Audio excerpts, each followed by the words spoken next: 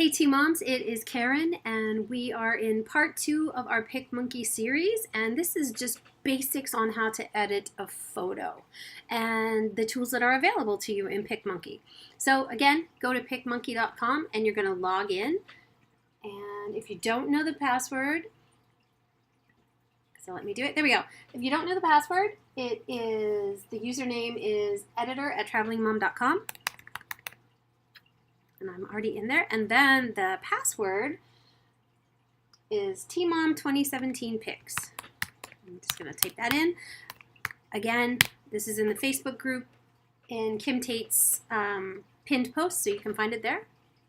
Let's go ahead in. What you're going to do is we're not going to concentrate on collages or how to design. Design is more for pins. But you're going to go to edit in your computer. And then you need to know where your photos live. Mine live in different folders. So we're going to use this one called the PA Wilds. And I'm going to scroll down because I found one that I want to edit. Okay, click on it and click open. Now before you do any kind of touch-ups, any of that, you want to check the size. And our standard size, if it's not the featured image, that's 1118 by 653. They're always 750 wide. So to keep the same proportions, make sure you have that box checked that says keep proportions and hit apply. If you don't like how it looks, remember you can use this arrow here to go back, or you can just hit cancel. I did it correctly, so we're moving on. Now these 3 lines are going to be your best friends in PicMonkey. You can do all kinds of things here. So you can crop it if you want to. I don't want to because I already have the correct size, so I'm going to go ahead and cancel out of that.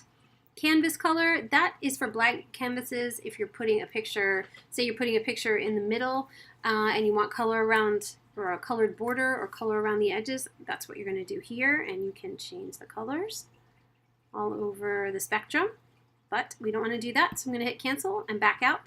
You can also rotate your pictures here. So you can rotate them upside down, all around. You can also flip them with this button. See that? Okay, and you can straighten if you want to. If your photo is not straight or you need to straighten it, do that before you change the photo size. If not, you're going to end up with the incorrect size. So you can straighten it if you want to. You can move it around until you get it straight. Again, mine looks pretty good, so I'm going to go ahead and cancel out of that. So this is what I always focus on, and it's exposure, colors, sharpen, those 3 right here. So what we're going to do is we're going to go to exposure. Looking at this picture, it looks a little bright for me. My daughter's face looks a little bit paled out, so I'm just going to drop that down a little bit until I like what I see. So okay, that's not bad right there. We're going to keep it right there. And then highlights. Going to add, you see how it looks like the sun is hitting, or we'll take it away. I liked how it was, so I'm going to leave it right at neutral. Neutral or 0 is the original look of your photo. And then shadows kind of does the opposite. It will take away shadows and kind of blur out the image, or it will add in shadows. Again, I kind of liked how that was. You know what? I might go down just a little bit. So we're going to put just a teeny bit more shadows in there and contrast. Will almost give you like an HDR look. But again, I don't mind this picture. So I'm going to leave it. I'm going to back it off a little bit because it was a little bit bright. And I'm going to hit apply. The next bar I'm going to hit is colors. And you can either do neutral picker. So if you click on neutral picker, you're going to come over and you're going to find something that's really white in your picture or something that's neutral. And that will give you true white. You see how if I do this, it's changing the overall hue and feel of the picture. Honestly, I think this picture is good, so I'm not going to be concerned with that. I'm going to cancel out. But I am going to go to temperature. I'm going to warm it up just a teeny bit. So you can warm it up as much as you like. And that will turn all of the white shades or lighter shades. It'll turn it into a warmer tone. And of course you can do the opposite. Make them a cooler tone. Let's go back to the beginning. I kind of want to warm it up, maybe just a touch right there. So I'm gonna hit apply and that will save my changes. And then sharpen. I really don't like to do too much sharpening with my photos. Some people have, some people like to really sharpen their photos. Me, I like to do 1 or 2% if they're already looking good. It just, makes them look a little sharper. So I'm gonna hit apply. And that's that. It's really, really easy. So if I'm done here, I can export it. If not, I can go down here and hit effects. And there's all kinds of effects if you want to. My advice is to just go in, take one picture, and start playing. So do you see how that kind of made a glow? Of course, you can change the look and feel. And then if you don't like what you did, you can fade it out or cancel right out and be like, done. Nope, don't like that one. So let's try cross process and see what happens. So that makes it almost look like Kodachrome photos. I don't want that with this picture, but you can do that. There's all kinds. It basically puts filters. It'll also give you black and white options. You can do a Polaroid film looking one, time machine. There's HDR if you want to really up the HDR in your photos. And there's Lemo, there's Gritty, but then there's some cool ones. If you come down here, say you want to soften part of a picture, you just want part of it to look in focus, but the rest to not to. So you're going to go to focal soften. You can blur it out more, you can blur it out less, so it's just kind of a touch. You can also change the focal size, and you can move that around. You can fade it out so it's almost non-existent, or you can really bring it in. All right, that looks pretty cool, but I don't want to use that for this picture, so again, I'm going to cancel it out.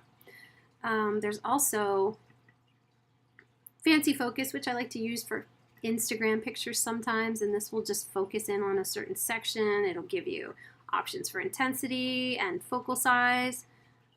Maybe I want all of that, but I want the edges. Actually, I kind of like that. That's pretty cool. That would make a good Instagram picture. But this would be for a traveling mom photo, so I'm going to cancel out of that. Also, if you're into checking out the advanced features, there are levels. Say you're not getting what you want up here with these 3 bars, and you want to play around with the levels. You can move these around, and it will change the look and feel of the picture for you.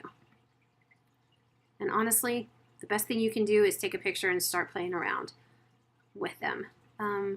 I liked how it looked before, and you can always, this button here, or this little icon here, if you click it, it'll show you what it looked like when I started. So that was my original picture, and this is how it looks now. And again, cancel out of it, and that will change. So what I've done so far without touching the levels, I can see, oh, okay, it was pretty bright, and I do like it better now. So now I'm going to export it, and this is exactly how you do. It's the same with the featured image. So export to your computer. You can name it. Remember, it's much easier to do alt text now, but you can always go in and change that. So I'm going to do PA Wilds, Elk, Visitors Center. And then you can save it with MacBooks. You can add tags, and then you're going to save it. Oh no! And sometimes that happens. So you just hit cancel, and we're going to try it again. And we're going to try PA Wilds and see if that helps. Try and save it again. And it's saved. Why isn't it saving? To save your photo, control-click on it and choose Save Image As. So if you get that a couple of times, you can always click this down here and hit download. I'm not going to change the tag, or I'm not going to change the title. I'll change that later, and we'll see if that works. And there it is. So there are always 2 ways to save. Exporting to computer is the easiest way, but if for some reason it won't work, you can just download it straight. And then when you're done, you hit X. Want to do another picture? You come over to Open New, go back to your computer, and I have already changed this, and I've saved it. So I'm going to hit Don't Save because I've already saved it. And I'm going to go in, and pick another picture. And it's as simple as that, guys. If you have any questions, feel free to ask. Ask one of our editors. Ask Yvonne. She knows all about photos. And anyway, happy cropping, happy editing. Thanks, guys.